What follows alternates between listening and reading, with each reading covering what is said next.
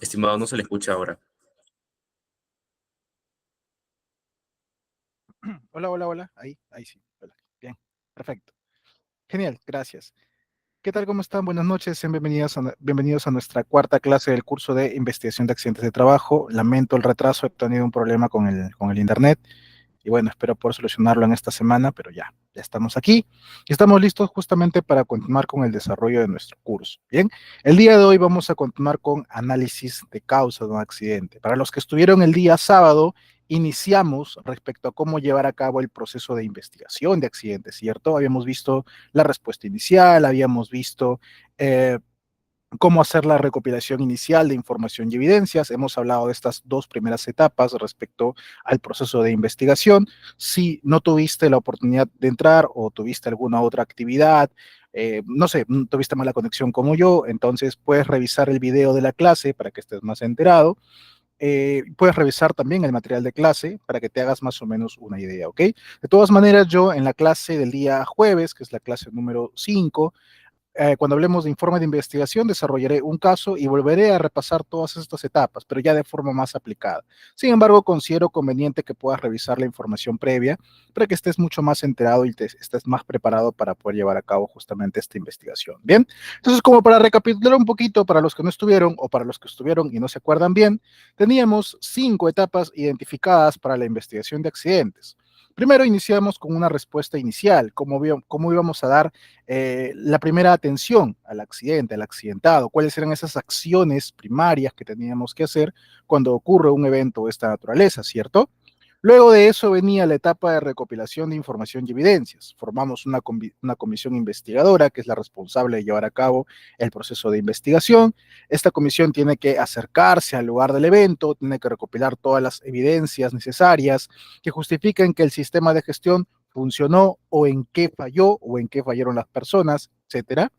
Luego de eso pasamos a la etapa de análisis de causa, que es de la que vamos a hablar el día de hoy.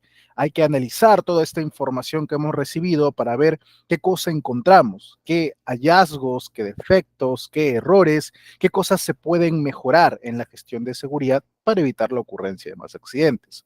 Una vez que ya hayamos identificado estas causas, procederemos a establecer acciones correctivas y de mejora. Esta etapa consiste principalmente en determinar cuáles van a ser esas acciones, ese plan de acción, esas nuevas metodologías, esos nuevos procedimientos, que lo que van a hacer es justamente tratar la causa raíz, evitar la ocurrencia de más accidentes en el futuro y promover justamente la mejora del sistema de gestión. Y aún ahí no hemos cerrado la etapa. Claro, ingeniero, porque hay que implementarlas. Sí, correcto. Y no solamente con eso, ingeniero, con implementarlas no bastó, no. Una vez implementadas las etapas, perdón, una vez implementadas las acciones que tratan la causa raíz, hay que verificar o validar la eficacia de estas acciones. Ya, yo puse un plan de acción, está muy bien, ya lo cumplí, perfecto. Pero ¿cómo sé si efectivamente esas acciones me sirvieron o no? Porque puede ser que yo muy bonito haya hecho un montón de acciones, qué chévere, pero al final esas acciones no están ayudando a prevenir más accidentes. Entonces hay que verificar justamente la eficacia de estas acciones, ¿ok? Esas son las 5 etapas que habíamos visto a manera rápida en la clase anterior. Y de la etapa número 2 habíamos hablado que íbamos a aplicar la metodología de las 4P, ¿cierto?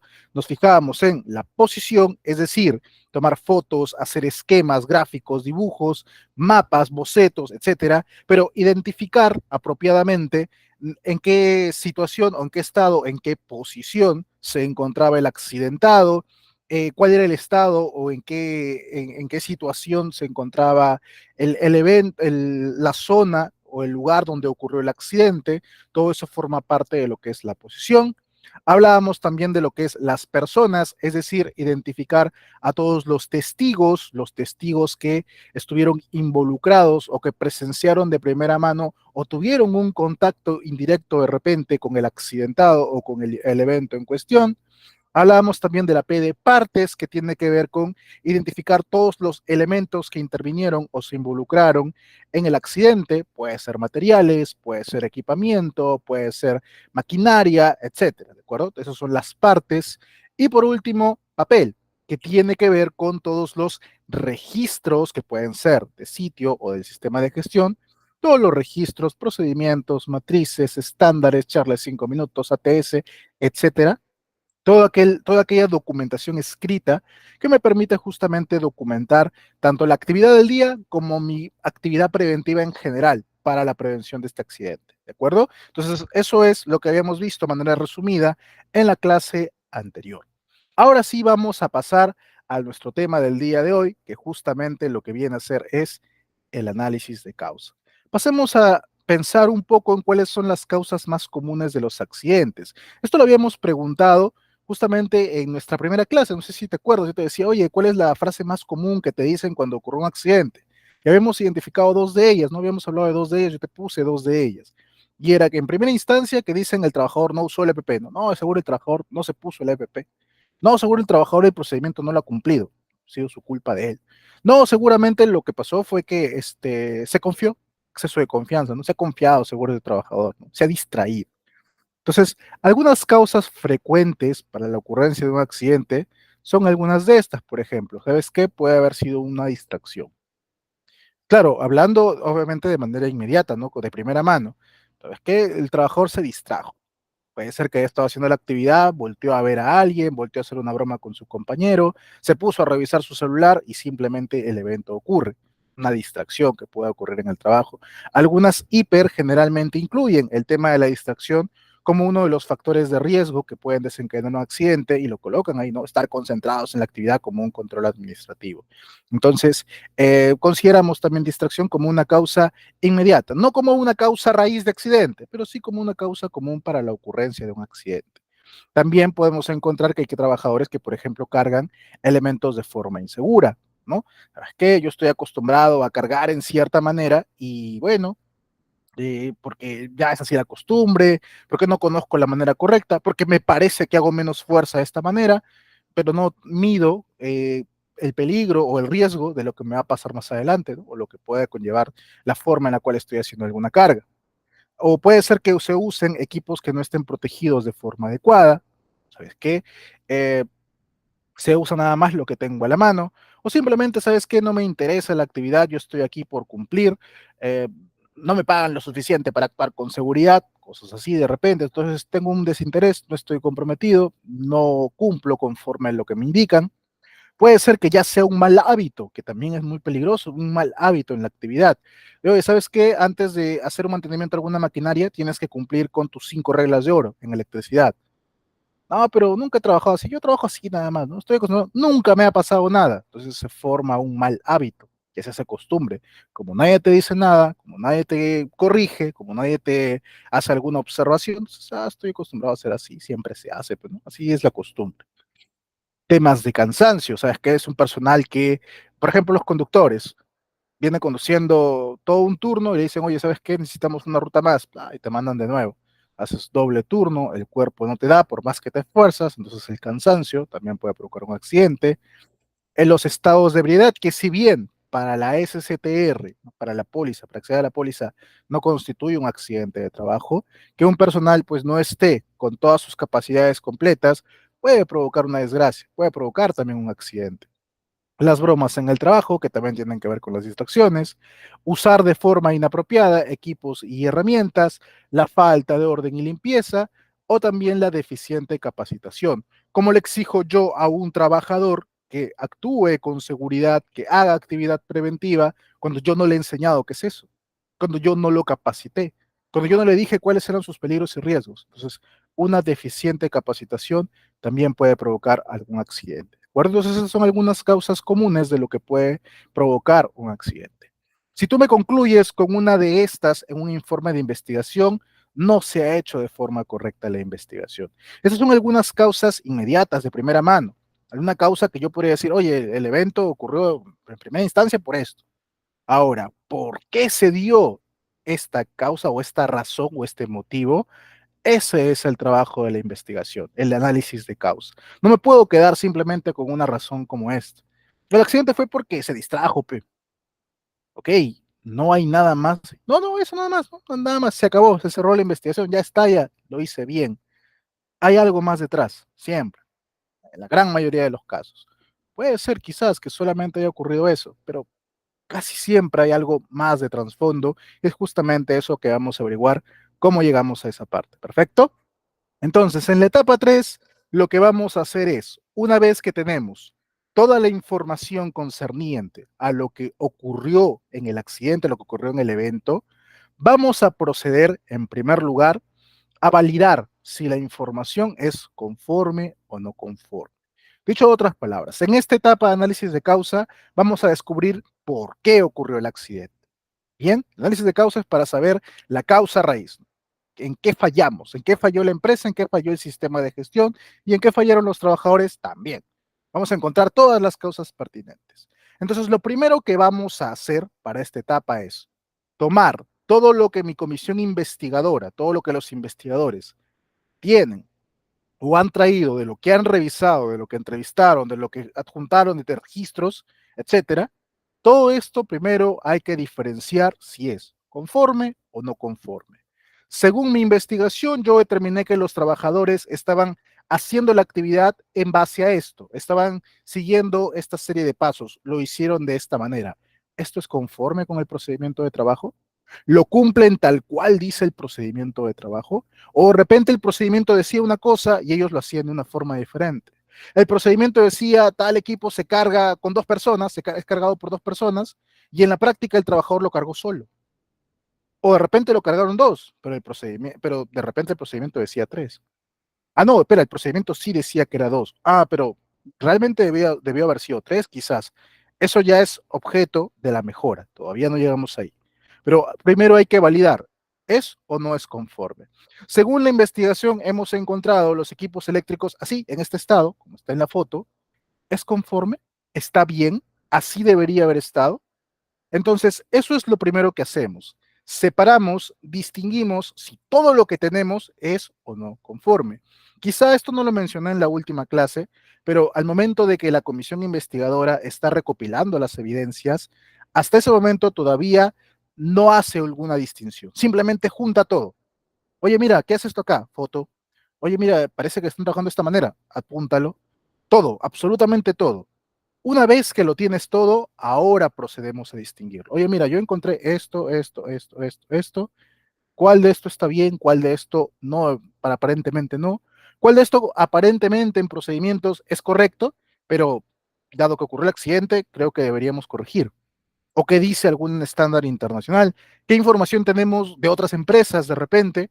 Entonces, eso nos va a servir para saber por qué ocurrió. ¿De acuerdo? Entonces, lo primero es validar si es o no conforme. ¿Es conforme esta evidencia o no es conforme? Entonces, mire, vamos a hacer un pequeño ejercicio, una pequeña práctica. Yo te voy a poner aquí un ejemplo de accidente, cualquiera. Te voy a colocar aquí simplemente la descripción del accidente y algunas cosas que encontró la comisión investigadora. Tú me vas a decir qué cosas de lo que han encontrado son conformes y qué cosas no son conformes, ¿de acuerdo? Presta mucha atención. Tenemos trabajador recibe un corte en el dedo con una sierra fija, ¿ok? Un trabajador manipulaba una sierra fija y se corta el dedo. Se realiza la inspección de la zona y se verifica que hay orden y limpieza y sobre el equipo se encuentra que no cuenta con guarda de seguridad instalada.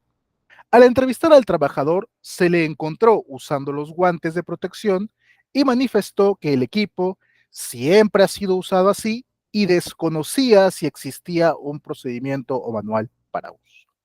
Bien, pregunta, en base a lo que tenemos aquí, ¿cuál de los elementos que te estoy describiendo podríamos considerar como evidencias conformes?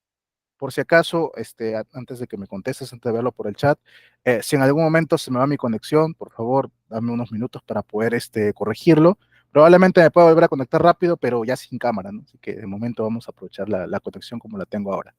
Igual también si no se me escucha, por favor, házmelo saber, ¿de acuerdo? Bien, entonces, pregunta, ¿cuál de lo que tenemos aquí es una evidencia conforme? Repito, tenemos un trabajador que se cortó el dedo usando una sierra fija, la comisión hace su investigación, verifica en primer lugar que sí hay orden y limpieza, que el equipo no cuenta con guarda, que el trabajador está usando EPPs y que la máquina siempre ha estado así y no se sabe si hay o no un procedimiento o manual para uso. Al menos el trabajador no lo sabe. ¿Cuál crees de estas cosas que estamos describiendo que son evidencias conformes? ¿Qué me dices tú?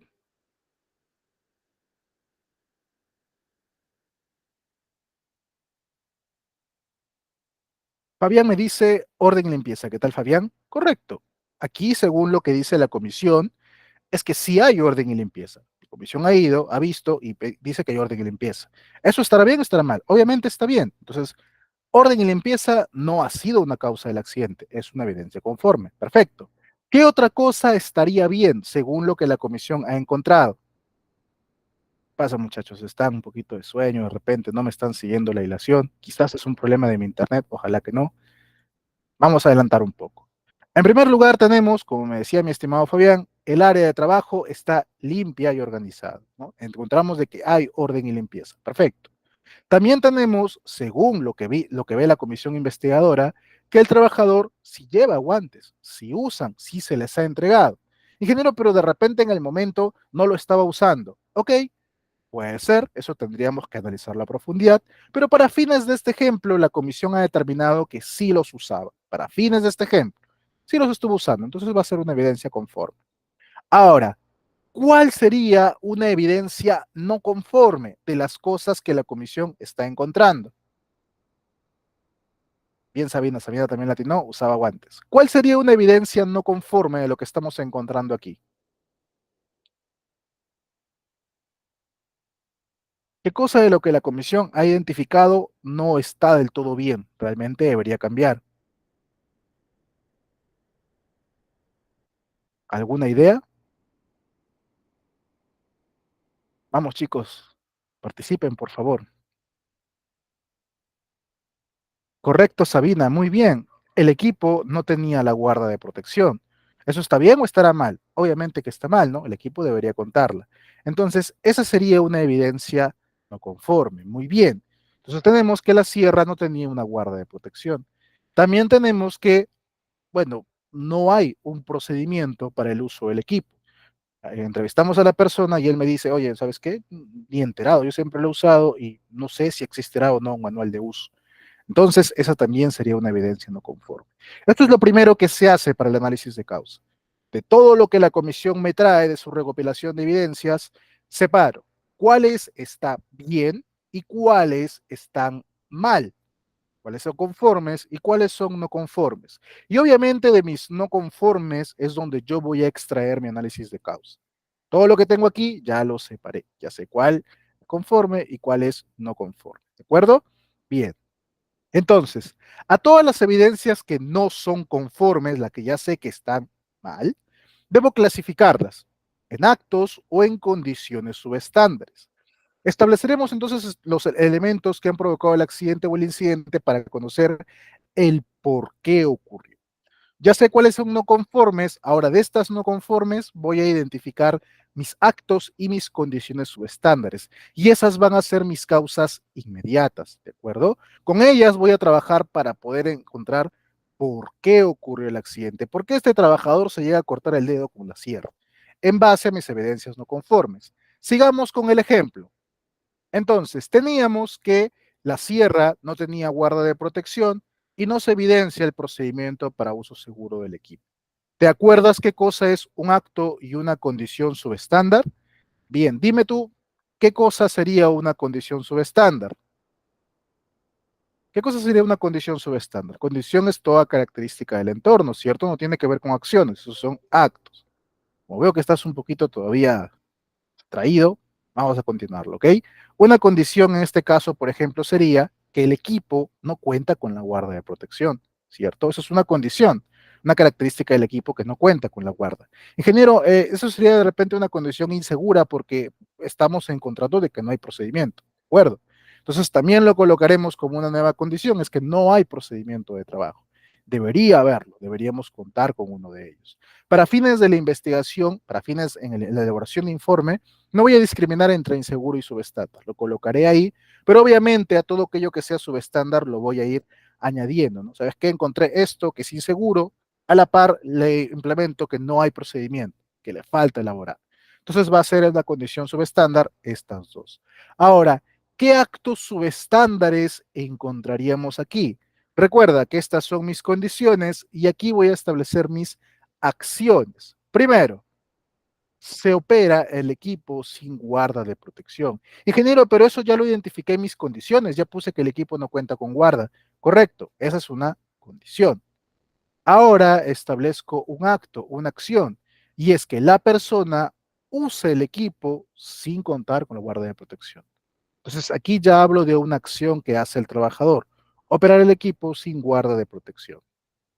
Así también identificaré como un acto que opera sin haber sido capacitado. Porque claro, el trabajador dice, yo siempre he trabajado así, yo no sé si hay un procedimiento, entonces estoy operando sin haber sido capacitado o entrenado para eso. Eso también es un acto. Género podría poner que no hay difusión de procedimiento, de acuerdo, otra condición. Entonces, de todas tus no conformes, lo que vas a poner son todas tus condiciones y tus actos que vas a identificar. ¿De acuerdo? Entonces, ten bastante cuidado porque hace poco estaba reunido con un amigo, un colega, me comentaba un incidente que hubo, me mostró su informe de investigación, ¿no? Como para charlar un poco, para que lo apoye un poco revisando lo que había colocado, y cuando mostró el análisis de causa, encontramos entre actos y condiciones, ¿no? Las causas inmediatas, que solo me puso condiciones y no me puso actos, o al revés, creo que me puso actos y no me puso condiciones. Entonces me puso solamente uno de los dos. Yo le digo, oye, ¿y el otro? No está Me puso actos, yo me acordé, me puso actos y no había condiciones. ¿Y las condiciones? No, es que en este caso no ha habido, me dijo. No, no ha habido. El problema había sido de que estaban haciendo la operación con una grúa, si no me equivoco. La grúa se había enganchado, obviamente hizo una carga, se había enganchado en una especie de rama, algo así, y el trabajador para ir a separarlo fue a hacerlo con su mano, y el movimiento que hace, al estar tensado, el movimiento que hace le llega a lastimar el dedo. Pues, o sea, había sido un accidente leve, bueno, leve, incapacitante realmente, no, pero no había sido de tanta gravedad, pero él no había identificado condiciones, el acto nada más, ¿no? El acto de que va y lo opera de esa manera. Yo dije, oye, pero se me hace raro, ¿no? ¿Cómo no va a haber condiciones? Ha trabajado sin rigger. No, no, él no era rigger, había rigger también, sino que él fue a desenganchar. ¿Y no hay condiciones? No, no hay condiciones, ¿no? Solamente ha sido su acción de él. Aguanta, le digo, pero ¿no dices que se ha enganchado con una rama? Sí. Ya pues, si que la rama ya estaba ahí no forma parte de una condición. Así no, dijo. Ah, ponlo, pues, es chistoso, ponlo. Entonces, importante, no esfuérzate un poquito más para encontrar actos y condiciones. No solamente te quedes con que, oye, pero no ocurrió. Él nomás se equivocó, o al contrario, ¿no? A veces también se quiere dar todas las culpas y pues no, él hizo todo bien, solamente que la condición lamentablemente ocurrió. Muy raro realmente. Siempre hay por lo menos algún acto que podamos identificar. Asegúrate de poder encontrarlo también. Tus actos y tus condiciones. Esas serán tus causas inmediatas. ¿De acuerdo? Entonces, lo que vamos a tener es que vamos a identificar primero la pérdida, la lesión. En este caso, por ejemplo, un trabajador se corta el dedo en la mano derecha, se lo cortó, muy bien, tuvo una lesión. El accidente en cuestión, en este caso, contacto con superficies punzocortantes, ¿te acuerdas? Clase número uno, formas de accidente, en este caso el trabajador tuvo un contacto con una superficie punzocortante, y hemos identificado obviamente la pérdida, por qué se generó, por este accidente, y ahora identificamos las causas inmediatas, en donde tenemos actos y condiciones subestándares. Esta lesión se generó a causa de este accidente y este accidente ha ocurrido por estas causas inmediatas, que son mis actos y mis condiciones subestándares. Por estas causas es que ha ocurrido el accidente. Bien, esa es la secuencia que estamos siguiendo de momento. Ahora, hasta aquí todavía no he terminado mi análisis de causa.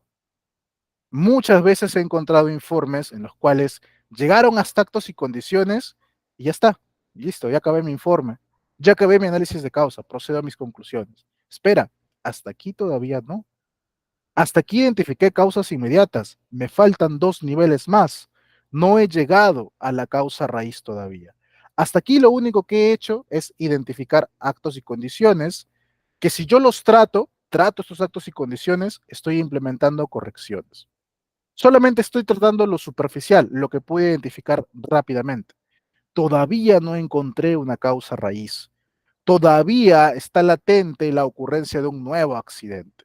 Entonces, las causas inmediatas no son suficientes para identificar mi causa raíz, ¿de acuerdo? No te vayas a confiar. Encontraba muchos informes que solamente llegaron a otros y condiciones y lo hicieron bien, y los demás niveles simplemente es un repetir con otras palabras de los mismos actos y condiciones. Y ya está, dicen, listo, se acabó el informe. Ya acabé. Tal es leve, no importa. Pero no es así, ¿de acuerdo? No basta simplemente con identificar actos y condiciones. Tenemos que llegar a algo más profundo. Tenemos que encontrar qué falló en el sistema de gestión. Bien, entonces hasta causas inmediatas todavía no cierres tu informe. Ahora, una vez con esto, vamos a identificar algunos métodos de investigación. Para yo poder identificar mi causa raíz, puedo usar distintos tipos de métodos. Tengan en cuenta que este análisis de causa raíz es pieza fundamental para la investigación del accidente. La norma realmente no te restringe a algún tipo de método en específico, la norma te deja la libertad de que tú uses el método que creas que es más conveniente, el método que creas que es más apropiado para ti, el que domines más, el que le convenga más a tu empresa, usa el que tú gustes. La norma lo único que sí te va a pedir, y esto lo habíamos visto en la clase número 2, es que identifiques causas inmediatas, causas básicas y fallas de control, deficiencias con el sistema de gestión, que es lo mismo. Eso sí te va a pedir. Oye, ¿has hecho tu causa raíz? Sí. ¿Con qué método has hecho? Bueno, ¿sabes qué? Yo he usado los 5 por qué. ¿5 por qué? Bueno, ya, está bien. A ver, ¿dónde están? Tus cosas inmediatas, tus básicas y tus fallas de control. Oye, ¿tú qué método has usado? No, yo he usado diagrama de árbol. Ah, ok, a ver, ¿dónde está la falla de control? No, yo he usado Ishikawa. Ah, ok, ¿dónde está? No, yo usé ICAM, yo usé causalidad de pérdidas. Usa el método que tú consideres conveniente. Bien, para fines de este curso vamos a nosotros ver un poquito solamente de cada uno de estos métodos que te estoy anunciando aquí. Vamos a ver cada uno para que veas cuál te conviene más. Pero al final siempre es recomendable concluir con el de causalidad de pérdidas porque es un poquito más completo. Realmente en el de causalidad de pérdidas usamos un poco los 5 porqués, un poco de todo realmente. Y nos permite de manera gráfica poder llegar a identificar cada una de esas partes que nos pide justamente la normativa en un análisis de causa. ¿Cuál método vayas a usar? Insisto, es independiente, tú puedes usar el método que tú quieras, pero sí déjalo establecido. No sé si ya llevaste curso de SOMA o cursos respecto a la elaboración del plan de seguridad. Y en uno de los apartados siempre te piden respecto a la investigación de accidentes. En ese apartado lo que tienes que colocar es justamente cómo vas a llevar a cabo tu investigación, qué método vas a usar para tu causa raíz, etcétera. Puedes elaborar un procedimiento, una instrucción o un manual para esta investigación y determina de qué manera se va a hacer, ¿no? Entonces, cuál es el método a usar, ¿no? Cómo lo van a usar, quién lo va a hacer, etcétera. Entonces, va dentro de tu procedimiento. ¿De acuerdo? Entonces, eso es para el tema de la causa raíz. Bien. Vamos a ver entonces algunos de estos métodos más usados. El DICAM no lo voy a considerar, no porque no lo conozca, sino porque si bien lo conozco, no lo domino mucho realmente, no lo domino en profundidad, pero estos otros cuatro sí, y eso lo vamos a ver un poco más con detenimiento. Primero, tenemos el método de los 5 porqués. Esto es un método muy sencillo, realmente, que consiste en realizar preguntas sistemáticas, al menos 5, si quieres puedes usar más, para descubrir la razón de cada uno de los eventos. De esta manera, obtenemos la causa raíz de un evento. O sea que yo identifico la situación, el problema, y le hago una pregunta. ¿Por qué? ¿Por qué ocurrió? Obtendré una respuesta, y esa respuesta le meto otro por qué. ¿Y por qué esto? Obtendré una nueva respuesta y esa respuesta le meto otro por qué. Oye, ¿y por qué esto? Y le sigo metiendo por qué es hasta por lo menos 5 veces y a partir del quinto por qué ya he llegado a una causa raíz. Ya tengo algo más profundo respecto a por qué ocurre el accidente. Es un método muy simple, pero de todas maneras es un método que sirve. Yo realmente para investigación de accidentes no lo uso, pero sí lo logro usar para analizar no conformidades en gestión de calidad o en gestión ambiental, por ejemplo, para temas un poquito más simples, ¿no? Más sencillos que no requieren de repente mucho más análisis. Pero para fines de seguridad prefiero usar otro tipo de métodos. Entonces, para accidentes al menos no lo uso mucho, pero de todas maneras te puede servir de repente para incidentes o de repente se le puedes complementar con otros métodos. Luego vamos a ver cómo. Bien, ingeniero, no he entendido muy bien. De acuerdo, veámoslo con un ejemplo. Vayamos con algo simple, ¿de acuerdo? De manera inventada, algo sencillo. Tenemos un trabajador que sufre quemaduras en el brazo mientras manipulaba un producto químico. ¿Ok? Tenemos un trabajador que estaba manipulando cierto químico y se supone que se le derramó o tuvo contacto con este químico y ha sufrido quemaduras en su brazo. Bien, entonces, ya tengo la situación, meto el primer por qué. ¿Por qué el trabajador ha tenido quemaduras? Ah, bueno, ¿sabes qué? Ha tenido quemaduras porque el producto químico se derramó mientras lo manipulaba. Ah, ok, él estaba manipulando el químico y se derramó y se quemó el brazo. Bien. Meto otro por qué. Oye, ¿y por qué se derramó el producto químico? Ah, bueno, mira, lo que pasa es que según la investigación, el contenedor del químico estaba dañado y había una fuga. Ah, ya. Meto otro por qué. ¿Y por qué el contenedor estaba dañado? Bueno, la verdad es que no se ha hecho una inspección adecuada del equipo antes de usarlo. Mira, fíjate cómo vamos bajando más. Métele otro por qué. ¿Y por qué no se ha hecho una inspección adecuada de este equipo? Bueno, la verdad es que no hay un procedimiento para la inspección de estos contenedores. Ahora métele otro por qué. ¿Y por qué no hay un procedimiento para para la inspección de contenedores? No se consideró necesario como parte de las políticas de seguridad. Fíjate entonces cómo de una quemadura de brazo por manipular un producto químico pasamos a que se derramó, donde tú podrías concluir, bueno, se derramó porque él estaba distraído por exceso de confianza, pasamos a que el contenedor estaba defectuoso, hasta llegar a que nosotros como sistema de gestión fallamos al inspeccionar los envases de los productos químicos. Puedo llegar yo, como te digo, con otro método a identificar más raíces en los cuales yo te diga, oye, ¿sabes qué? Falló logística al adquirirlos, el proveedor me dio un producto defectuoso, fallé no sé, al cotizar realmente el producto apropiado para la actividad, debería ser un producto menos riesgoso, etcétera. Pero fíjate cómo me voy adentrando más. Ya no me quedo en algo tan simple. Fíjate, y por eso te lo he puesto en otros colores, cómo me voy adentrando mucho más hasta identificar una causa mucho más profunda. Algo en lo cual voy a trabajar que realmente sea efectivo al tratar la ocurrencia de futuros accidentes. ¿Te das cuenta? Entonces, de esta manera es como se tiene que trabajar. Veamos un método más, el método del diagrama de árbol. Este método consiste en desarrollar los hechos partiendo de un evento o consecuencia y luego ir retrocediendo, como ir haciendo una línea de tiempo hacia atrás, hasta identificar fallas o factores de riesgo que lo provocaron. A diferencia del análisis de los 5 porqués, aquí yo, como si abriera distintas ramas, distintas raíces, básicamente, de un mismo evento, hasta poder llegar a la conclusión de dicho evento. Bien, el método de diagrama de árbol es un poquito más complejo, maneja cierta terminología, tiene cierta forma de trabajar. Por ejemplo, en primera instancia, maneja lo que son círculos, flechas y cuadrados. Generalmente los círculos son cosas que la empresa puede controlar y los cuadrados son aquellos que no podía controlar de repente, que son ya independientes de la empresa. Siempre se coloca las descripciones al costado de estos diagramitas, nunca dentro, siempre al costado. Y maneja, por ejemplo, también bifurcaciones y conjunciones, ¿de acuerdo? Que, por ejemplo, de una misma causa, de una misma esfera pueden salir varias causas, o de repente que varias esferas concluyan en la misma causa, por ejemplo, en la misma situación. ¿Bien? Ingeniero, no lo entiendo bien. Claro, yo sé que tú quieres tu ejemplo, ¿cierto? Bien, vamos con otro ejemplo.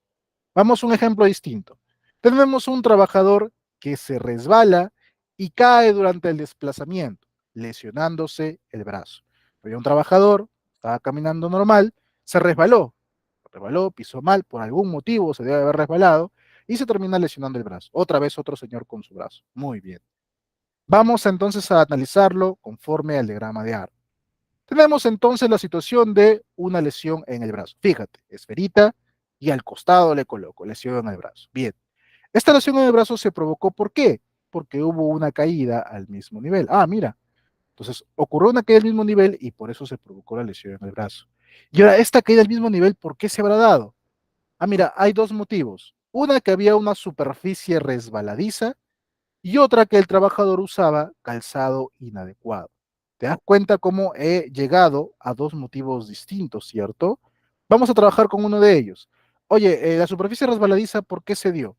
Mira, ¿sabes qué? Estaba resbaladiza porque había aceite derramado en el suelo. Ah, había aceite. Y el calzado inadecuado, eso se dio porque al trabajador no le di calzado. No se le entregó el calzado apropiado. Fíjate. Y dime, este derrame de aceite, ¿por qué se dio? Bueno, en primer lugar, había una maquinaria que falló. Esta maquinaria falló y por eso se produjo el derrame. Y bueno, la verdad es que nadie se dio el trabajo de limpiarlo, ni de señalizarlo por lo menos, entonces había una falta de orden y limpieza aquí. Luego podría decir yo, en ambos casos, que para la falla de maquinaria nadie se animó a inspeccionar o a reportar, y para el orden y limpieza tampoco nadie se preocupó en inspeccionar que el ambiente esté en buenas condiciones. ¿Viste? Entonces, fíjate cómo de un simple evento he llegado aquí de manera muy simple, de manera no puede ser mucho más grande, de manera muy simple he llegado que esta lesión se ha dado prácticamente por alguna falta de inspección. E incluso el tema de que no se le haya entregado también me indica una deficiencia en la supervisión. Oye, no me preocupé que el personal le den el EPP apropiado, ¿cierto? Entonces fíjate cómo vamos desglosando hasta poder llegar a causas mucho más profundas, que es lo que se busca. ¿Qué dirías si hicieras una mala investigación? Oye, este trabajador se resbaló y se cayó. Es un evento fortuito. No, este seguro estaba distraído, estaba caminando y no se ha dado cuenta, ha pisado mal. Exceso de confianza al caminar. Si hicieras mal la investigación, de repente concluirías en algo así, ¿cierto? Si la haces bien, vas a llegar a causas mucho más tensas, ¿no? De repente podrías llegar al tema de que, oye, no, estaba rebelizo porque había un derrame. Y puedes llegar, de repente dices, no, el derrame ha sido porque, bueno, había falta de orden y limpieza. Pero si quieres ir más profundo, oye, ¿y por qué este derrame se dio? ¿De dónde se derramó? ¿Maquinaria? ¿Traslado de productos? ¿Qué fue lo que falló? Este derrame no debería estar. ¿Se entiende? Entonces el análisis tiene que ir mucho más profundo. Veamos un ejemplo más. Diagrama de Ishikawa o espina de pescado. Obviamente el ejemplo va a ser con diagrama de Ishikawa. Este es un modelo gráfico muy conocido, probablemente lo debes haber usado también para tu investigación de accidentes, en el cual se representa la red de causalidad de un evento, principalmente evaluado en 6 aspectos: la mano de obra, el material, la maquinaria, el método, la medida o unidades de medida, y el medio ambiente, ¿no? Que tiene que ver con el entorno. Las 6M que se trata aquí en el diagrama de Ishikawa. En base a estas 6 espinas principales, determinaremos las principales causas de algún evento. También es un modelo gráfico bastante poderoso que nos sirve justamente para identificar las causas de algún accidente. Entonces, traemos el ejemplo. Tenemos que un trabajador sufre una intoxicación por gases en una planta de tratamiento de agua. Vamos a olvidarnos de los brazos y ahora hablemos de intoxicación por gases. Bien. ¿Qué tengo que hacer entonces? Primero, dibujo mi pescado. Qué bonito mi pescado ahí con su cabecita y su colita. Bien, tengo mi pescado. Ahora le voy a ir colocando sus espinas, ¿de acuerdo? Sus espinas principales. Entonces, aquí tengo primero mano de obra. Bien, vamos a asumir, ojo que todo esto es asumido nada más: material, maquinaria, método, medición y medio ambiente. Bien, en mano de obra, ¿qué tengo? Bueno, ¿sabes qué? El personal no ha sido capacitado de forma apropiada, capacitación insuficiente, tampoco contaba con el EPP apropiado, tenía el EPP inadecuado. Esas son las fallas respecto a mi personal, no estaba usando el EPP apropiado. Vamos con el tema de material. Bueno, en este caso le vamos a suponer que en la investigación se determina que él no estaba usando ningún tipo de material. No, ingeniero, pero los gases tienen que haber venido de otro lado. Ya, está bien. Puede ser que tú lo identifiques de esta manera. Yo para fines de este ejemplo estoy como que asumiendo de que no había un material que el personal estaba usando directamente. Para fines de este ejemplo, si tú quieres ir más profundo e identificarlo para este material, de acuerdo, no hay ningún problema. Pero para fines de este ejemplo no lo estoy considerando. Maquinaria: fuga en las tuberías, falla en el detector de gases, mantenimiento deficiente de las instalaciones, perdón, de la maquinaria. Entonces fíjate cómo en maquinaria estamos identificando distintos factores, ¿ok? En método: procedimiento de trabajo inadecuado, no hay un protocolo claro para el manejo de los gases. Entonces, fíjate cómo en método también estamos identificando distintas cosas.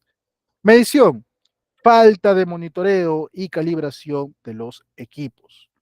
Teníamos, teníamos de repente un equipo para poder identificar si había o no presencia de gases, pero como no estaba monitoreado, no estaba calibrado, no lo usamos. Medición, falla en la medición. Y medio ambiente, bueno, sabes que aquí el entorno no tiene la ventilación apropiada. Sería como una condición, pero es ventilación insuficiente. Entonces, este es el método de diagrama Ishikawa o espina de pescado. ¿De acuerdo? Ahora sí veamos el siguiente método, que es el modelo de causalidad de pérdidas. Este modelo también se le denomina como análisis de la cadena causal o modelo de Frank Beer también.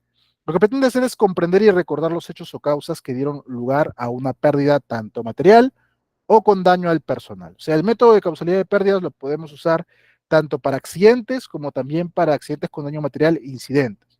Vamos a usar para cualquiera de estos eventos.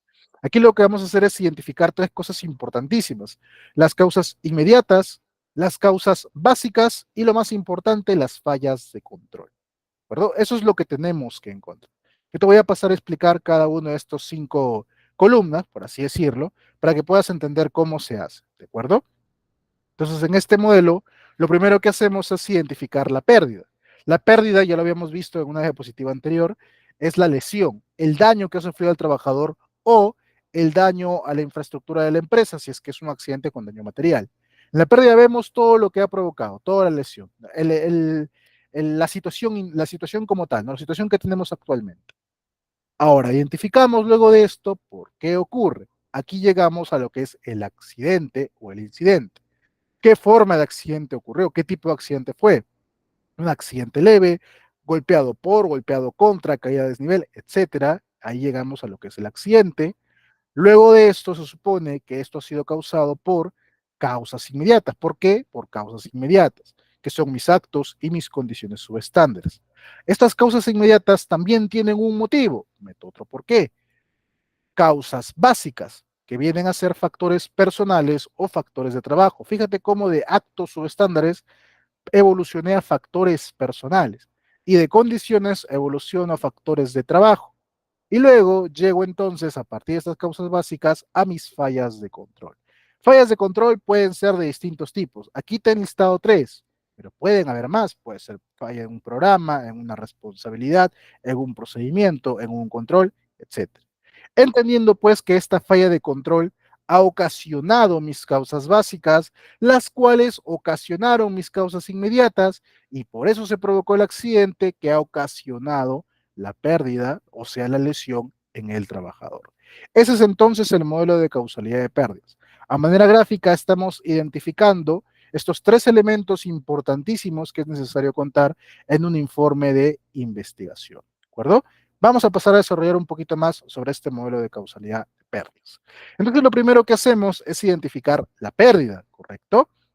Esta pérdida puede ser una lesión al trabajador o un daño a la propiedad de la empresa, ya sea materiales, ya sea infraestructura, ya sea maquinaria, etcétera, dependiendo, ¿de acuerdo? Entonces, la pérdida puede ser o una lesión a la persona o puede ser pérdidas a la organización respecto a su propiedad, ¿no? A lo que es su propiedad. Entonces, eso viene a ser la pérdida. Para poder describir cuáles han sido las pérdidas, si gustas, puedes guiarte de los anexos que están en el manual del uso del sistema de reporte de la SUNAFIL, donde puedes ver diferentes tipos de lesiones, ¿no? Como te das cuenta aquí, escoriaciones, heridas punzantes o cortantes o contusas, de bala, tejidos, contusiones, traumatismos, torceduras, esguinces, luxaciones, etcétera. Hay muchas más heridas de tipo de naturaleza de lesiones que puedes encontrar a detalle justamente revisando esas tablitas, ¿de acuerdo? Aquí no lo vamos a ver todo a detalle porque imagínate el tiempo que nos tomaría, ¿bien? Aparte más de ese tipo de lesiones, también lo puedes encontrar si llevas el curso de primeros auxilios, aquí también en ITEC, que seguramente te va a servir bastante.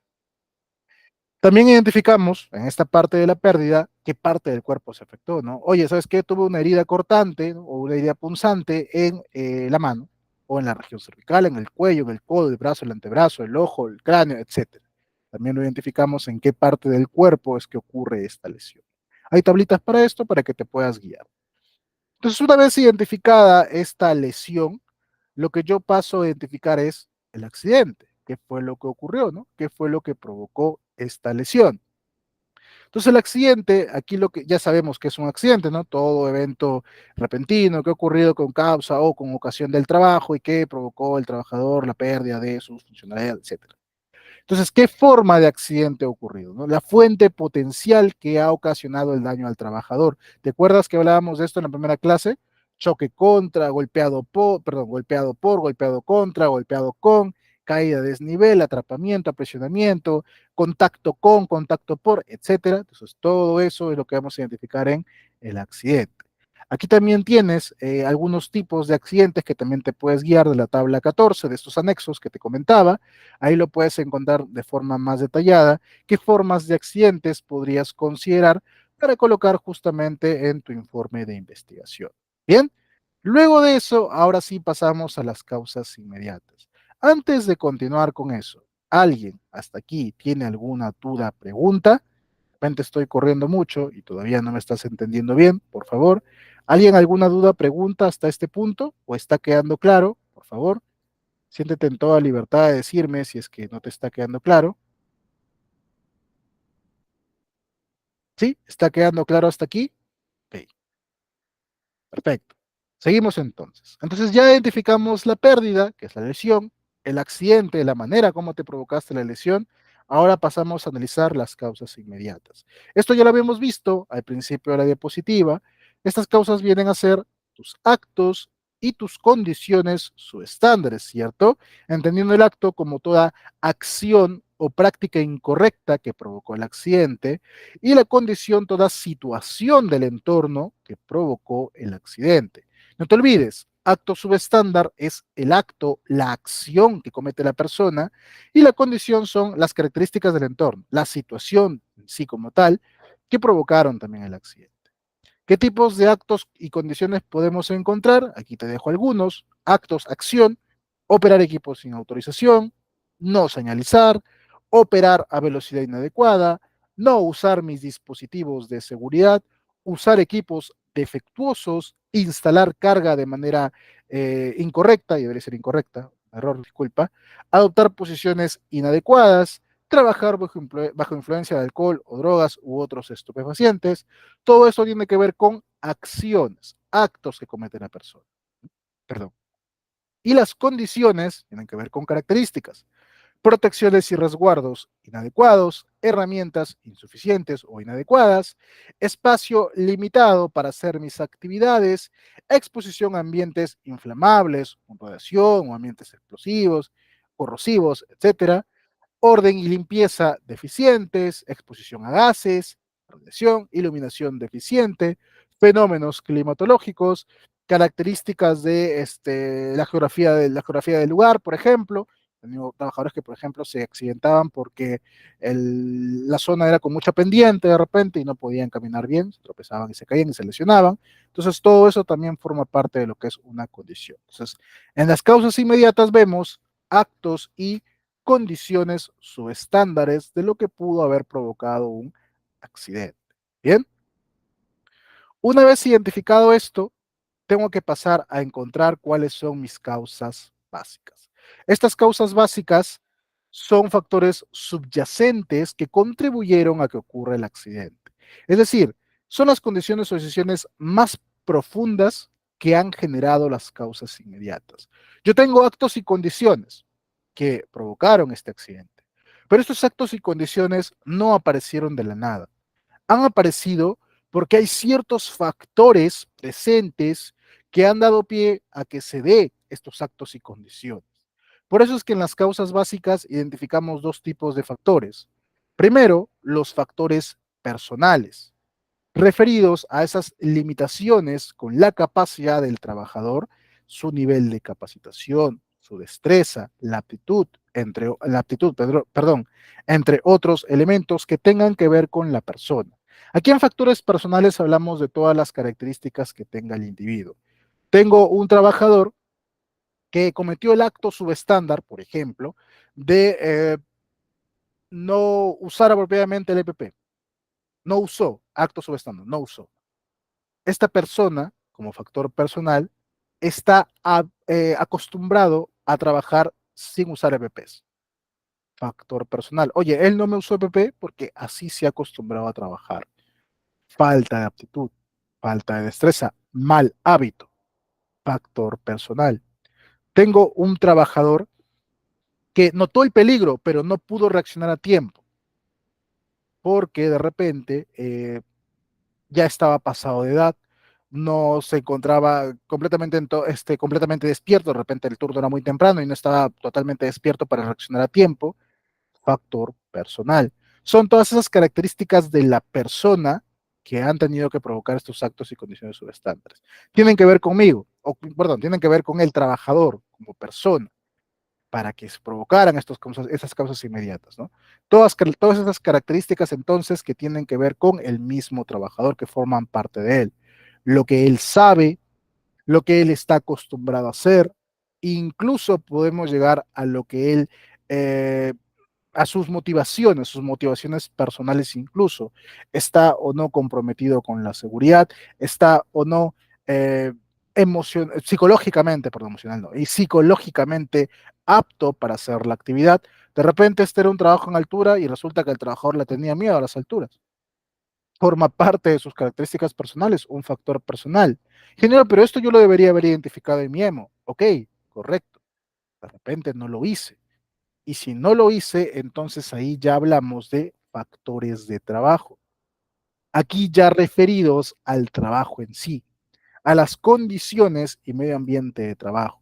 En factor personal yo veo características de la persona, características del trabajador.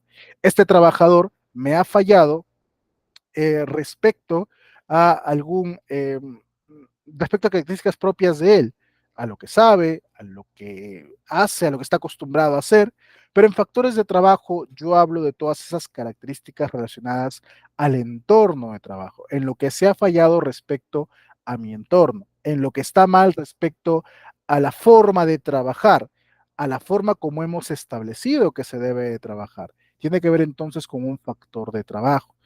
Eh, que tiene que ver básicamente con el entorno en el cual este trabajador está desenvolviendo sus actividades, ¿de acuerdo? Esas son entonces las causas básicas. Tengo mis causas inmediatas y ahora paso a mis causas básicas.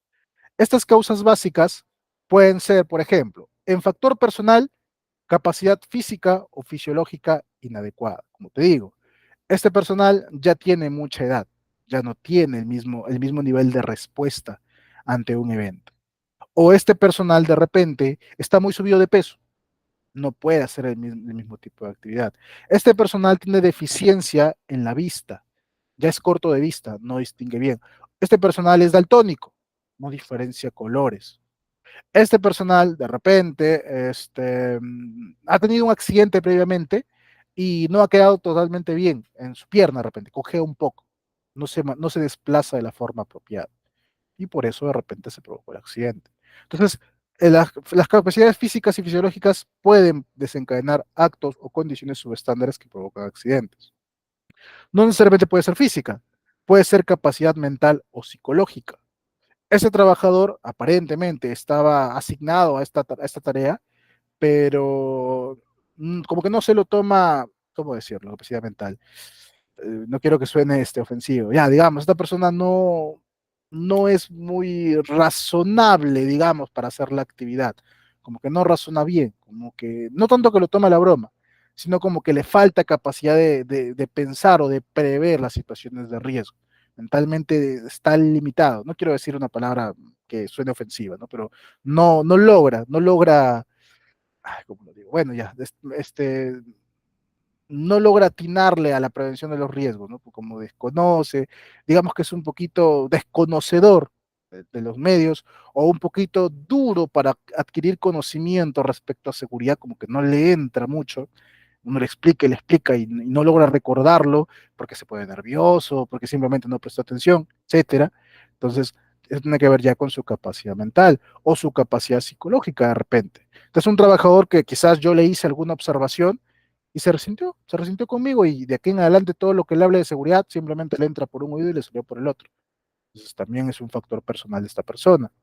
O simplemente esta persona está falto de conocimiento. Yo necesitaba que para hacer ese trabajo cuente con tales capacitaciones previas y no los tiene. Simplemente tiene conocimiento empírico de repente, ¿no? Hace la experiencia. No, la calle me ha enseñado, ingeniero. Ah, entonces, el nivel de conocimiento no da para poder hacer la actividad. Eso también es un factor personal a considerar. O a esta persona de repente le falta habilidad.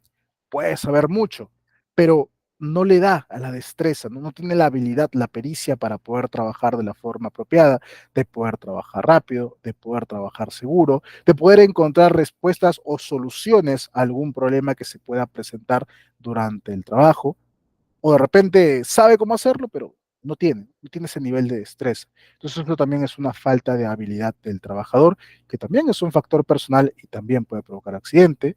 O puede ser que este trabajador le hemos exigido tanto que está completamente tensionado, tanto física o mentalmente. Es un trabajador que está haciendo doble turno y ya está cansado, el cuerpo no le rinde más, ¿no? Está completamente tensionado. O es un trabajador que no ha recibido buen descanso. Es un trabajador que yo lo he trasladado de un lugar lejos, ha venido, no sé, ha venido en ruta varias horas, mal alimentado, no ha podido dormir bien y lo mando así a trabajar, así todo mal descuidado. Entonces no me rinde de la misma manera. Mentalmente tampoco, de repente tiene mucha carga de trabajo, tiene muchas preocupaciones, le estoy sobreexigiendo de más, entonces esta persona no me rinde, simplemente no está concentrado, no está listo para poder hacer el trabajo.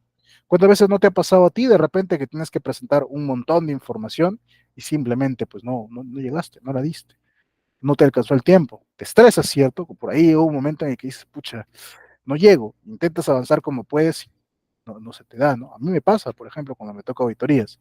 Entonces, eh, esa parte de la atención a un trabajador que está mucho más expuesto a un factor de riesgo también puede provocar un accidente.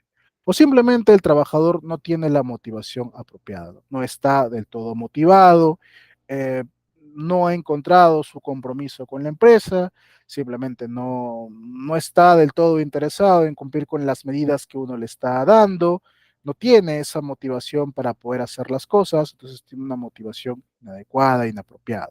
Trabajar en base a la motivación de la persona, ya lo he dicho en la clase del día de ayer sobre el curso de Soma, es difícil, es complicado porque la motivación tiene que ver ya más con un tema de actitud y en actitud interviene no solamente la parte del comportamiento de un trabajador, de cómo actúa, sino también la parte de lo que piensa, de lo que cree, de lo que sabe y también de lo que siente el trabajador. Y trabajar en esa motivación, en lo que él siente, es muy difícil. No, ingeniero, pero yo en mi empresa nosotros hacemos talleres y charlas, ¿no? Motivacionales al trabajador. ¿Cuántas haces? No, lo hacemos todos los meses, ¿ah? Todos los meses. Está bien. Pero aún haciéndolo todos los meses, no es suficiente. Porque el tema de motivación es muy complicado.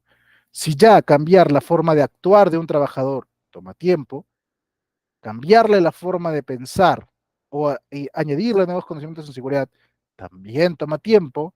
Imagínate cambiarle la forma de sentir. Es un tema muy largo, es un trabajo bastante largo. Y no todos tienen este tipo de actividades de motivación o de sensibilización que le llaman al personal de forma recurrente. ¿Qué es lo que suele hacer un empleador con esto de la sensibilización? Allá trae una charla, motívalo, ¿no? Que trabaje seguro, muéstrale un video motivacional, dile que si no se cuida, otra persona va a cuidar a sus hijos, cosas así que suelen decir, hazle bailar el baile del ingeniero, qué sé yo, y ya con eso debe estar motivado, pero no es así. Trabajador le haces ese tipo de charlas, probablemente al final del día se acuerde. Al día siguiente, muchos ya no se van a acordar. A la siguiente semana, menos. Y al siguiente mes, casi todos se han olvidado de lo que hablaron. Entonces, el trabajo de la motivación en seguridad para un trabajador, sabiendo lo que están acostumbrados los trabajadores, sabiendo lo que ellos generalmente buscan, simplemente hacer su actividad y ya, es complicado. ¿De acuerdo? Trabajar la motivación es muy difícil. Lo que tenemos que hacer, sí, es acostumbrarlos a que trabajen de manera segura, hacer de la seguridad un hábito. Lo ideal sería que sea una convicción, que el trabajador elija la seguridad. Es difícil y toma una gran cantidad de tiempo. Es más factible y en cierta manera efectivo que el trabajador se acostumbre a hacerlo de forma segura, que el trabajador lo convierta en un hábito. Así como se ha acostumbrado a actuar mal, oye, ¿y tú cómo te has puesto? Ah, sí, disculpe, es que me olvidé, porque está acostumbrado a no usarlo, que se le haga también ese hábito de la seguridad. Llegas y dices, oye, qué bien, te veo que te has puesto todos los VPs. Ah, ¿qué? ¿Me he puesto? Ah, no me he dado cuenta. Pero se forma parte de él, se interioriza por la repetición de la acción, porque se acostumbró a hacerlo a cada rato, porque cada vez que te vio a ti supervisando, le dijiste, oye, ponte esto, oye, colócatelo bien, hey, ahí no te enganchaste en la en tu línea de vida, arriba en altura, no te la pusiste, hey, mira, el de ahí está mal, hey, hay que inspeccionar, etcétera, ya se le hace un hábito. Va a venir a molestar ya, lo va haciendo, inconscientemente lo va haciendo, así tú no llegues, pero lo va haciendo. Entonces, Hay que trabajar bastante en esa parte. Bien, y así como tenemos entonces estos factores personales, también vamos a encontrar factores de trabajo.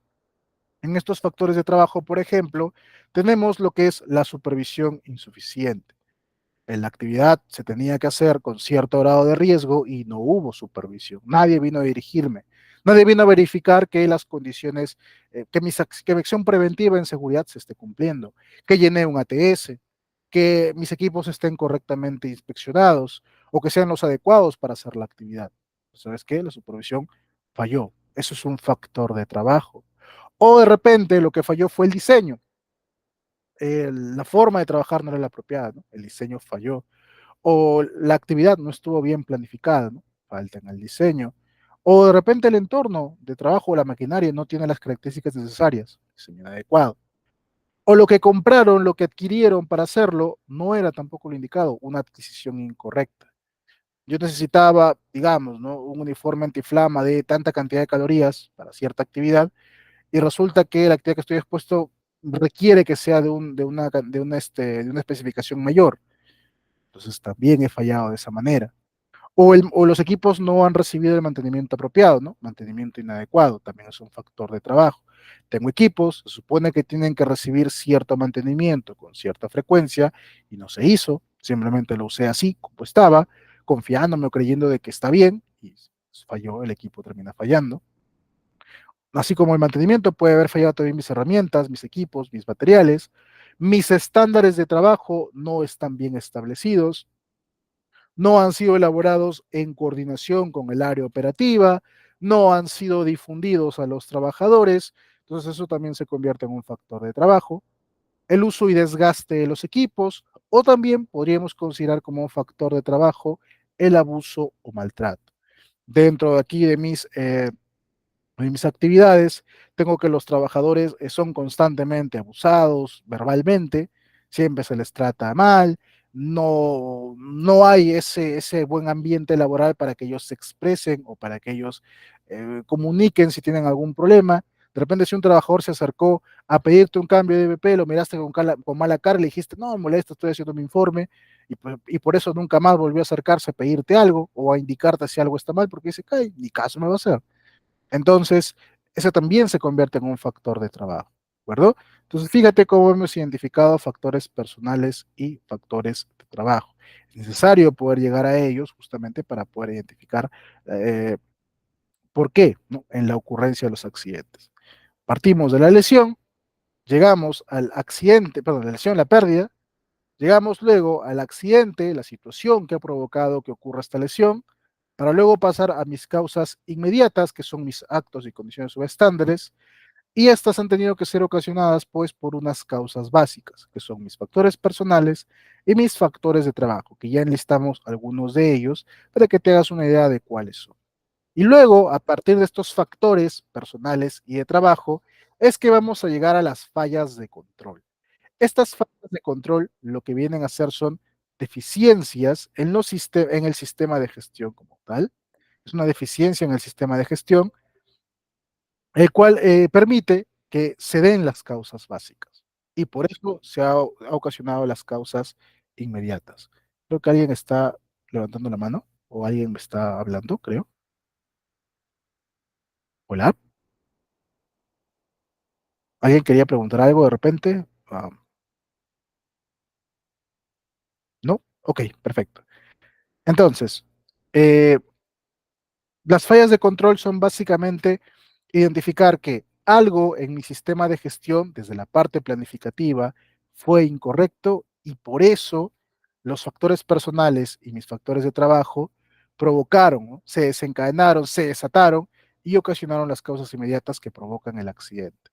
Entonces, estas fallas de control son básicamente problemas o faltas o deficiencias que tengo yo desde mi parte planificativa. Muchas veces cuando uno hace investigación de accidente, como te decía, o bien se queda aquí en las causas inmediatas, o bien se queda en las causas básicas. No llega a esta parte. Porque generalmente, bueno, primero porque a veces no saben hacer bien la investigación de accidente, y segundo, porque sí la saben hacer y no quieren llegar a la falla de control porque entienden que o asumen que se están echando la culpa. de que por mi culpa o por culpa de mi gestión en seguridad o porque el empleador se equivocó, el empleador sabe que se equivocó y dice, no, mamá, me estoy echando la culpa, me estoy echando al cuello yo, ¿cierto? Por eso es primordial actuar primero de forma preventiva, ¿de acuerdo? Primero prevenir los accidentes, no solamente no solamente pues actuar de forma reactiva cuando ocurre el accidente. Una vez que ocurre el accidente, ahí recién empiezan a correr a ver cómo podemos mejorar, ¿no? O qué cosas sí se hizo. Hoy yo me acuerdo que hace 2 años hicimos charla de esto, hace 2 años. Pucha, ciega a buscar lo que hicieron hace 2 años. Cámbiale la fecha, dice. Cosas así. Entonces la falta de control básicamente ya llega a encontrar la deficiencia en el sistema de gestión, que es justamente lo que tenemos que llegar en el informe. Edita me pregunta, buenas noches, Edita, ¿qué tal? En mi caso yo trabajo en limpieza y el trato del supervisor es hostigante. No deja hablar cuando se le pregunta y responde todo grosero. ¿Qué hacer en este caso, ingeniero? Wow, Edita, créeme que tu caso no es muy distinto a otras trabajadoras que he tenido también que llegaron, ¿no? Y se quejaron del supervisor. No voy a dar nombres tampoco, pero sí, yo tuve casos de un par, no un par, tuve varios trabajadores que pasaron, ¿no? por un proceso de inducción conmigo y pasaron a destiempo la inducción justamente, ¿no? O se fueron y regresaron y estaban pasando inducción y me dijeron, no, oye, ¿usted es nueva en la empresa? No, yo ya he trabajado aquí antes. Ah, qué bien, qué bueno, ¿no? ¿Qué tal? ¿Cómo es su experiencia? Bueno, ingeniero, no quiero hablar. Ok, bueno, disculpe. Y todo siempre respecto al mismo supervisor, ¿no? No, que es muy prepotente, no, que no se puede trabajar con esa persona. Cada vez que uno le pide algo que es justamente para la empresa, porque necesito, ¿no? Porque, no sé, necesito EPP, necesito guantes, necesito productos para la limpieza, como dices, no me dan, ¿no? No me dan, siempre se molesta, no sé cuánto, no se puede hablar con esa persona. Sí, ¿no? Hay casos así, hay supervisores que lamentablemente quizás manejan mucho la parte técnica, manejan muy bien la parte de operaciones, saben bien lo que es su carrera, pero distan bastante en la manera de comunicar o de tratar al personal. Eso existe, lamentablemente es una deficiencia. Lo que se tiene que hacer ahí, lamentablemente, no desde la posición de un trabajador como tal, no solo por ser de limpieza, sino en la condición de que es principalmente tu jefe, es que ahí tiene que trabajar directamente el liderazgo, ahí tiene que trabajar los que están por encima de él. Y eso es primeras, capacitar a todos sus supervisores respecto a la comunicación efectiva, respecto al liderazgo efectivo realmente, para que se mejore esa situación, sino que muchas veces, pues, las direcciones o las gerencias no logran llegar a identificarlo, ¿no? Mientras ellos vean buenos resultados, no se preocupan en ver mucho más allá, salvo que sea una gerencia bastante comprometida, que constantemente esté buscando situaciones de mejorar. Entonces, lo que hice podría ser, Edita, desde tu caso, primero, recordar que pues, uno siempre debe ser bastante cabal, incluso aunque tengamos situaciones en las que nos enfrentemos a personas que no lo son con nosotros, ¿no? Tampoco podemos bajarnos a ese nivel. Siempre hay que mantener la compostura, siempre hay que tratar de mostrarse mejores que esas personas que no se comportan de la manera apropiada, en primer lugar. Luego, si el tema ya escala mucho, que esta persona, como tú dices, es hostigante, agrede, no necesariamente de forma física, sino de repente de forma verbal también, o acosa en el trabajo de repente con otros fines, si me entiendes, de repente hace con otros fines, o simplemente pues por querer molestar, va, y te hostiga o te acosa, o simplemente te recarga de trabajo de repente de otra manera, y no solamente a ti, sino a otros compañeros. En ese caso, pues se debería comunicar al área de recursos humanos e indicar, ¿no? ¿Sabes qué? Tengo problema con este supervisor por tal motivo. No soy la única persona, hay más compañeros que también lo mismo. Si llegan a ir más de dos a quejarse por lo mismo, en diferentes momentos, no juntos, en diferentes momentos, como que primero va uno, al día siguiente va el otro a quejarse también, o el mismo día va otro a quejarse también, sería mejor porque le van a tomar más relevancia. Oye, alguien se quejó del supervisor. Ah, ya, bueno. Oye, vino alguien más, como otro, pues le van a tomar un poco más de relevancia. Recuerda que cuando es este caso de hostigamiento, por un tema de hostigamiento, tanto como que sea sexual, como que no lo sea, me parece que en ambos casos puede intervenir incluso también la SUNAFIL. La SUNAFIL no solamente interviene en casos de accidentes de trabajo, ojo, o por incumplimientos en seguridad, también verifica cuando hay alguna falla respecto a los derechos laborales de un trabajador o cuando hay casos de hostigamiento o de maltrato a un trabajador. Entonces, antes de que escale a eso, preferible, mejor, conversa primero con recursos humanos, indícale, ¿no sabes qué? Quiero presentar, eh, no sé, quiero reportar a este supervisor que nos da maltrato, no nos escucha, tal motivo, tal cosa ocurren. Entonces, recursos humanos iniciará pues su proceso de investigación, ¿no? Ahí determinará qué es lo que está ocurriendo. Si tú ya más o menos intuyes o prevés que recursos humanos no va a hacer nada, entonces lo ideal sería que igual lo hagas, porque ya, para que ya quede constancia o quede evidencia de que te presentaste, de que dijiste, de que hiciste algo, ¿no? Que moviste, que hiciste algo internamente primero, no te hicieron caso, podrías llegar a hacer una denuncia anónima a SUNAFIL, ¿no? Para que también lo tomen en cuenta. Recuerda que siempre toda acción eh, de investigación en este tipo de casos siempre se tiene que mantener en estricta confidencialidad la identidad del denunciante. Entonces, por ese lado no debería haber ningún inconveniente. Bien, espero que en algún espero que de todas maneras puedan llegar a solucionarlo. Justo ahí, como me dice Edita, ya hablaron con recursos humanos y no hicieron caso. Lamentable, es lamentable realmente. Hay empresas en las cuales pues, no se ve ese nivel de compromiso. Yo desde mi experiencia hablo de que he podido ver un buen trabajo en recursos humanos. Sé que no en todas las empresas es así y qué pena, ¿no? Entonces, en ese caso, Edita, como te digo, si realmente escala a mucho el nivel de maltrato del supervisor, eh, puedes hacer como otros compañeros, en primer lugar, siempre tienes esa opción de poder ir a una mejor empresa, que siempre puede haber, como que también puedes presentar tu denuncia, si es que ya ha escalado demasiado el tema del abuso de ese supervisor, para que pues tomen las medidas correspondientes. Bien, espero que lo pueda solucionar de todas maneras. Ya nos hemos desviado un poquito de la investigación de accidentes y entonces hablábamos de las fallas de control. En estas fallas de control también te voy a enlistar algunos tipos de estas fallas que podríamos identificar. Y justamente están aquí. Primero puede ser una falla en la planificación, tanto en la planificación de las actividades como en la planificación de mi actividad preventiva. O sea, puede ser una planificación de las operaciones, de la forma de trabajar, o una planificación en mi gestión de seguridad.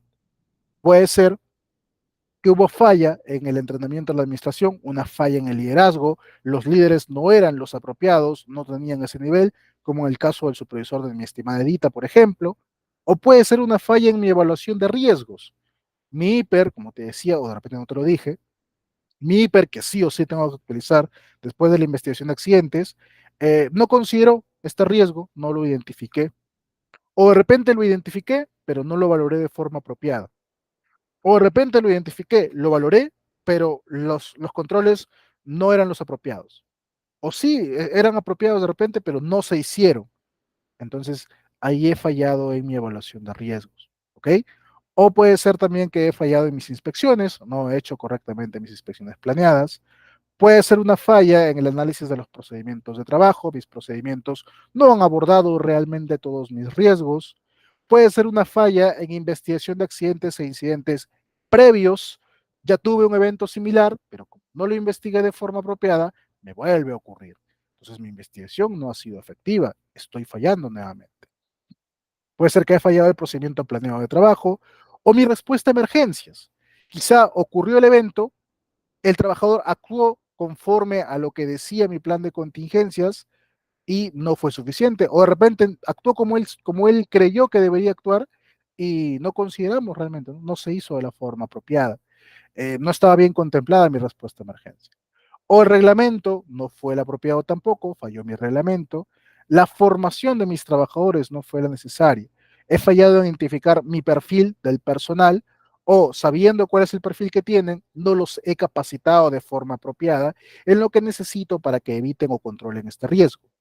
He fallado quizás en mi vigilancia de la salud, al personal, eh, no le he hecho el seguimiento al levantamiento de sus observaciones en su examen médico, el programa de seguridad no se hace el seguimiento o la evaluación de qué tan efectivo es, qué tanto se han cumplido las actividades, mis controles de ingeniería no han sido lo suficientes, mi consulta y participación de los trabajadores no se refleja, como que mi comité no se reúne o mi comité no ha sido elegido, no logro tener la participación de los trabajadores en seguridad, he fallado en comunicarme de repente con otros grupos, no ha habido una apropiada comunicación, una falla en la coordinación de mis actividades empresariales, o he fallado en contratar al personal o en colocarlo en el puesto correcto, o he fallado en la adquisición de los equipos o en el control de esta adquisición.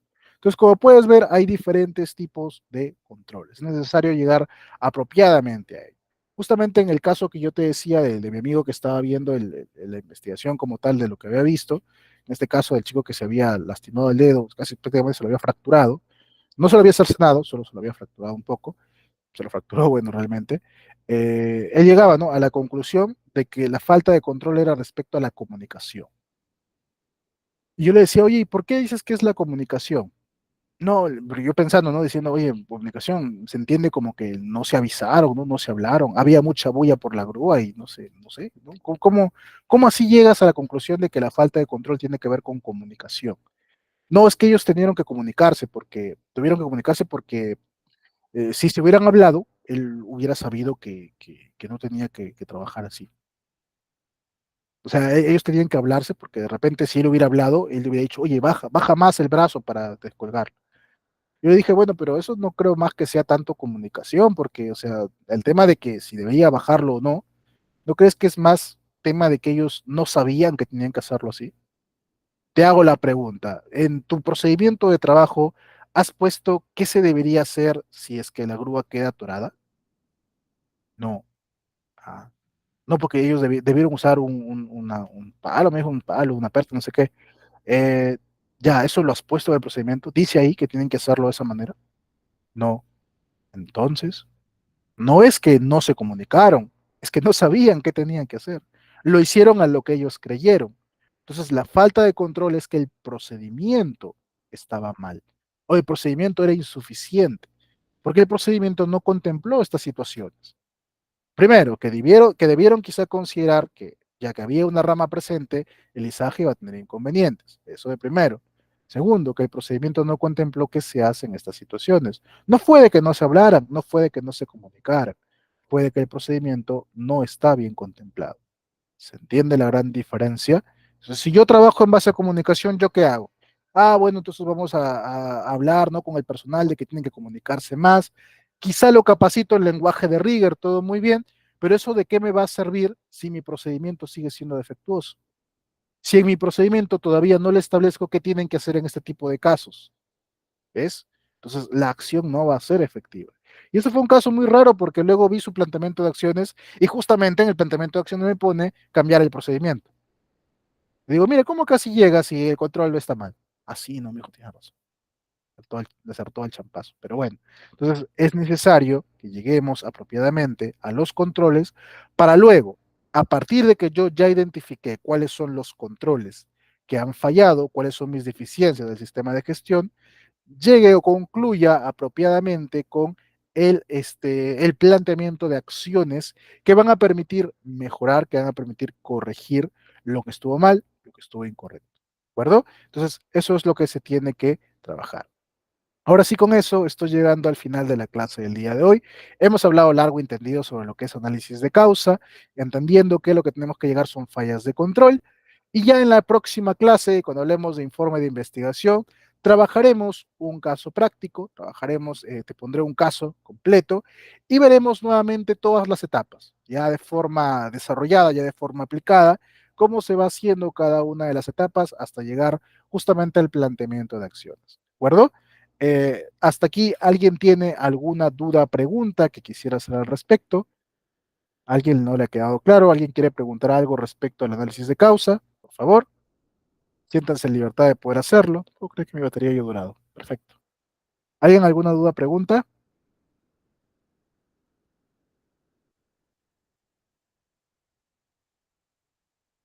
Recuerda que puede venir en tu examen. De repente, tienes que dar un examen, no te olvides.